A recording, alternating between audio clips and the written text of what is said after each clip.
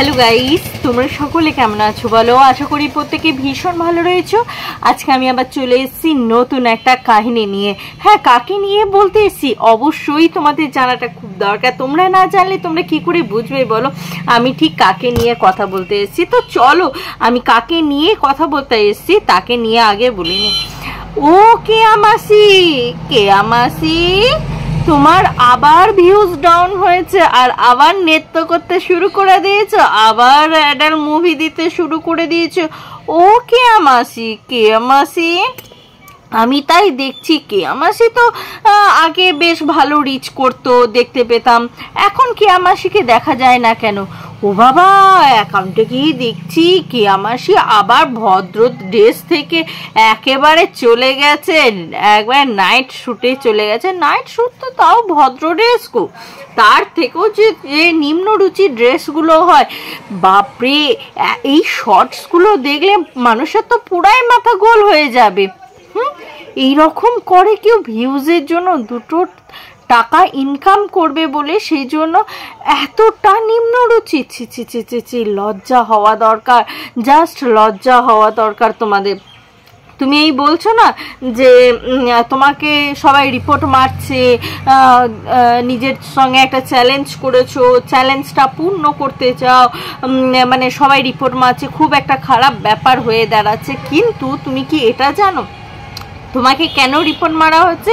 কারণ তুমি ভদ্র সভ্যভাবে থাকছো না। হ্যাঁ, তুমি গতকাল রাত্রে এটাই বললে যে আমি ভাইরাল হয়েছিলাম, সেখান থেকে আমি একদম অন্যদিকে চলে এসেছিলাম। মানে তুমি এটা পরিষ্কার ভাষায় বলতে চাইছো যে আমি ওই যে ন্যাংটো হয়ে ভিডিওগুলো করতাম তাতে আমি ভাইরালই হয়েছিলাম, তো তাতে লোকজন দেখছিল, তো তারপরে একেবারে ভদ্র মানুষ হয়ে গেলাম, তো তাতে লোকজন আর দেখছে না।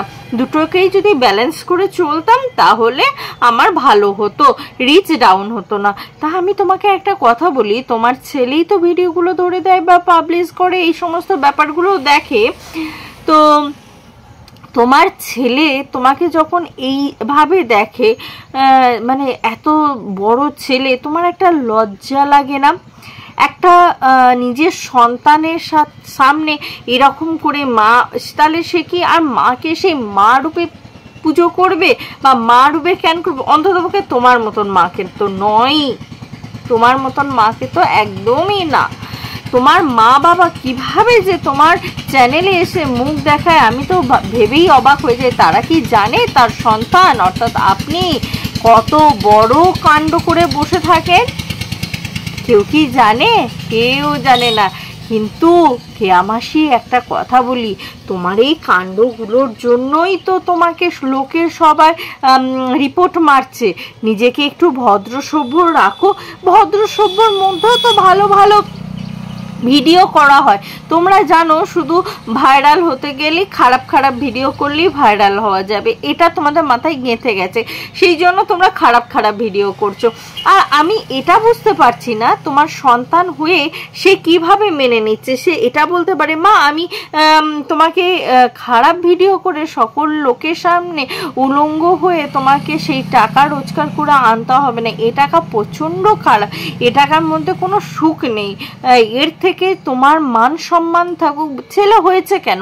ছেলে তো মা বলো, বোন বলো, দিদি বলো, মেয়েদের সম্মান রক্ষার জন্য তো থাকে। হ্যাঁ, সেই ছেলে হয়ে যদি মাকেই বাজারে বিক্রি করে দেয় তাহলে সেই সন্তান আবার কেমন সন্তান হতে পারে সেটাই সবচেয়ে বড় প্রশ্ন।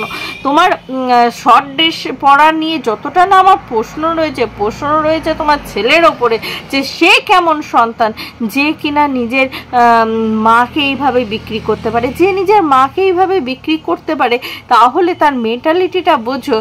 আফটার লাইফ, আফটার ম্যারেজ, সে যখন মানে বিয়ের পর সে কিন্তু তার বউকে কিন্তু আরও বেশি মতন উলঙ্গ করে দিতে পারে। এখানে কিন্তু কোনো মানে কোনো সন্দেহ নেই যে তার মাকে করতে পারে সে তার বউকে করবে না। যার কোখ থেকে জন্ম নিয়ে তাকে উলঙ্গ করতে ছাড়ে না, লোকেরা বাজে বাজে কথা বলে।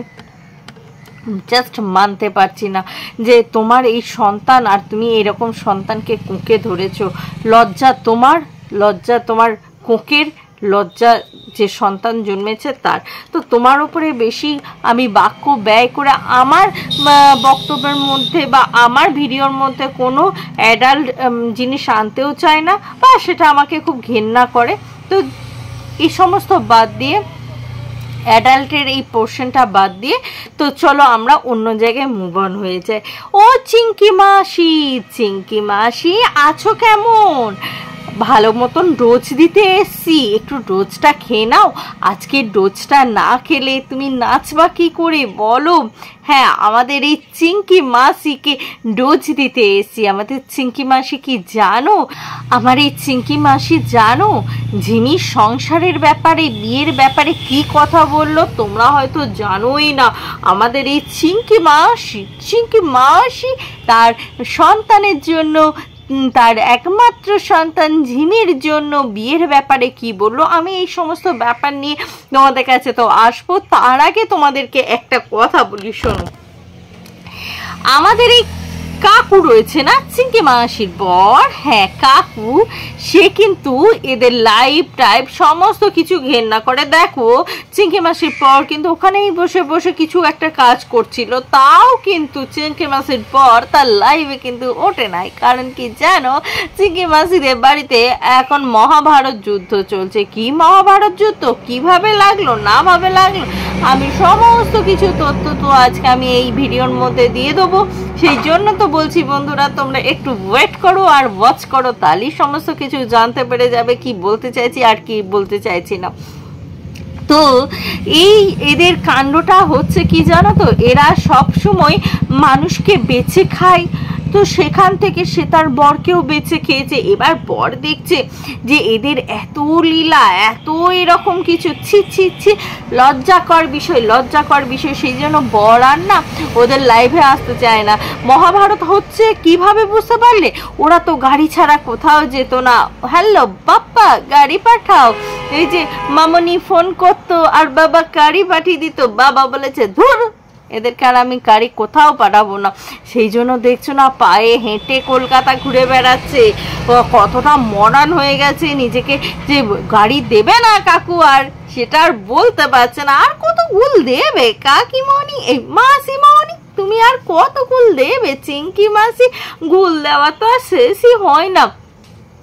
দিন রাত শুধু তুমি গুলই দিতে জানো, আর ভালো কি দিতে জানো বলো? ভালো কিছুই দিতে জানো না। তো বলছি ভিউয়ার্স, তোমরা খুব ভালো করে শোনো, ওদের বাড়ির ভিতরে কিন্তু মহাভারত শুরু হয়ে গেছে। এমন মহাভারত শুরু হয়েছে না কি বলবো, বিশ্বাস করো। বাপ আসে না মেয়ের কোনো কিছু দেখতে, চুলোই যাকা তোরা। বাপ আসে, বর আসে না বইয়ের কোনো কিছুতে হেল্প করতে। তাতে বর ভাবে যে আমি যদি ঘরে রান্না করি তাও ভালো, তোদের ভিডিওতে আমি না না না না না, আমি তো যাব না, কোনোভাবেই আমি যাব না। বুঝতে পারছো তাহলে এর বর কতটা তিতিক্ষার হয়ে গেছে এই মা বিটির ওপরে? তা না হলে গাড়ি ছাড়া যারা চলতো না, গাড়ি ছাড়া যাদের চলে না, তারা কেন তাদেরকে গাড়ি দিচ্ছে না সেটা বোঝো, সেটা বোঝার দরকার রয়েছে। কাকু বলেই দিয়েছে এদেরকে আমি গাড়ি দেবো না, যা পারে নিজেরা করে নিক, গাড়ি আমি দেবো না। বুঝতে পারছো গাড়ি কেন দিচ্ছে না? কারণ বাড়িতে বিরাট বড় মহাভারত চলছে। তা না হলে বোঝো না কেন যে কাকুকে নিয়ে এত উর্বশী রূপসী করে বেড়াতো মা বিটিতে, সেই কাকু আজ আর কাউরির ভিডিওতেই মুখ দেখাতে চাইছে না। আননোন পার্সন হয়ে গেছে, বাড়ির মধ্যে থেকেই মানে বিলুপ্ত হয়ে গেছে এদের ভিডিওর মধ্যে থেকে। তো সেখান থেকে তোমরা তো বুঝতেই পারছো, বাড়িতে যদি কোনো কিছু না ঘটে তাহলে কি কেউ, বাড়িতে যদি এরকম কিছু না ঘটে তাহলে কি কেউ এরকম কাজ করে? কখনোই করে না। বাড়িতে কিন্তু মহাভারত চলছে। আর চিঙ্কি মাসি, তোমায় একটা কথা বলি, ও চিঙ্কি মাসি, তোমার মেয়ের পেটটি কেন ফুলে হয়েছে গো? তার উত্তরটা একটু দেবে। তোমার মেয়ের পেট ফোলার রহস্যটা আজকে আমি কিন্তু বার করে দেবো।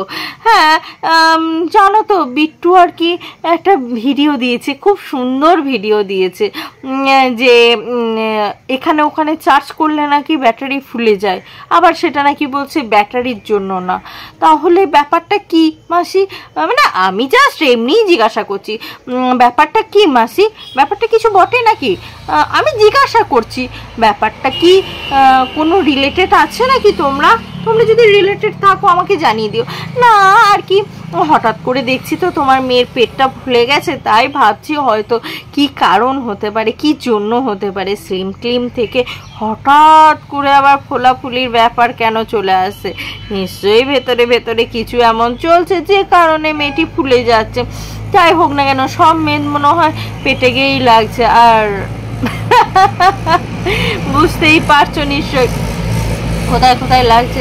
তো যাই হোক না কেন, তোমার মেয়েকে ওই রকম করে জোকার সাজালে সবাই কিন্তু কোশ্চেন করবে। তোমার মেয়েকে যদি ভালো ড্রেস পরাতে তাহলে কিন্তু কেউ প্রশ্ন করতো না বা কিছু বলতো না। ইনফ্যাক্ট দেখো না, গতকাল লাইভে যখন তুমি ভিডিও লাইভ করছিলে তখন তোমার মেয়ে এলো, তখন সেই ড্রেসটা যথেষ্ট পরিমাণ ভদ্র ছিল, ওরকমও ড্রেস পরাতে পারতে, কিন্তু যা ড্রেস পরিয়েছিলে না মানাচ্ছিল না কোনো কিছু হচ্ছিল।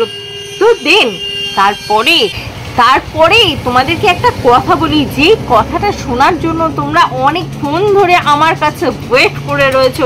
হ্যাঁ দিদিভাই বলো বলো, কি ব্যাপার ঘটেছে, কি না ঘটেছে সমস্ত কিছু আমাদেরকে খুলে বলো। তো আমরা তো জানতে পারছি না দিদিভাই, আমাদেরকে বলো, আমাদেরকে না বললো আমরা জানবো কি করেছে। বিয়ের ব্যাপারে আমাদের এই চিঙ্কি মাসি আবার কি বলে ফেলেছে।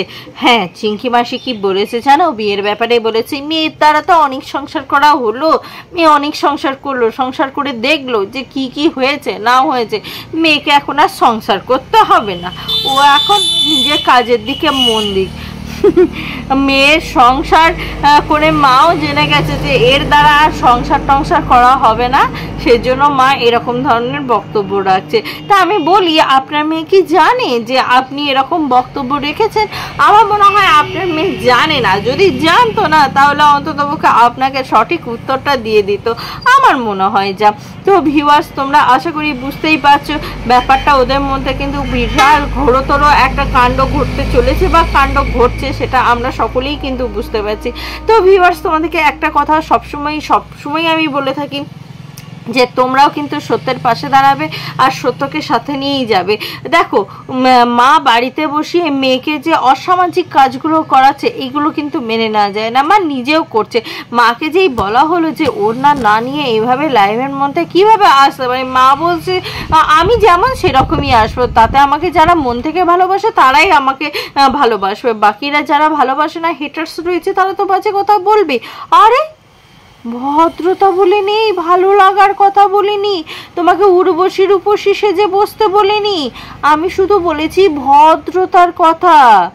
একটা ওড়না নিয়ে, আর ওড়না নিয়ে থাকলেও তো একটা মানানসই লাগে, ভালো লাগে। তুমি যদি সেটা না নিয়ে খোলা থাকো তাহলে তো লোকে তোমাকে ইটপাটকে ছুড়বেই, তাই নয় কি? তুমি যদি দেখানোর জন্য কিছু রাখো অবশ্যই লোকে সেখানে তো কমেন্ট করবে। আর যদি নিজেকে ভদ্রতার মোড়কে মুড়ে রাখতে জানো তাহলে নিশ্চয়ই কেউ তোমাকে বাজে কথা বাড়িয়ে এসে বলতেও যাবে না, আর কেউ কিছু করতেও যাবে না। তো ভিউয়ার্স, চলো, তোমাদের যদি ভালো লাগে একটা করে লাইক করে দেবে, চ্যানেলে যদি নতুন কোনো বন্ধু হয়ে থাকো অবশ্যই চ্যানেলটি কিন্তু সাবস্ক্রাইব করে নিতে একদম ভুলবে না। আজকের মতন আসি বন্ধুরা, আবার তোমাদের সাথে দেখা হবে নতুন একটা ভিডিওর সাথে, নতুন একটা জোশের সাথে। ততক্ষণের জন্য টাটা।